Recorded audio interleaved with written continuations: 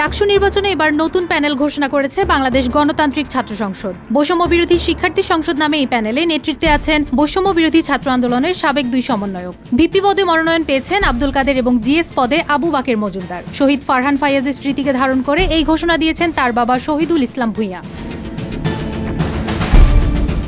20 August বিকেল 4টায় বিশ্ববিদ্যালয়ের কেন্দ্রীয় গ্রন্থাগারের সামনে এই প্যানেল ঘোষণা করা হয়। কাদের বর্তমানে বাংলাদেশ গণতান্ত্রিক ছাত্র সংসদের ঢাকা বিশ্ববিদ্যালয় শাখার আহ্বায়ক এবং বাকের কেন্দ্রীয় আহ্বায়ক হিসেবে দায়িত্ব পালন করছেন। এজিএস পদে মনোনয়ন পেয়েছেন আশরেফা খাতুন, যিনি বাকশাসের কেন্দ্রীয় কমিটির মুখপাত্র।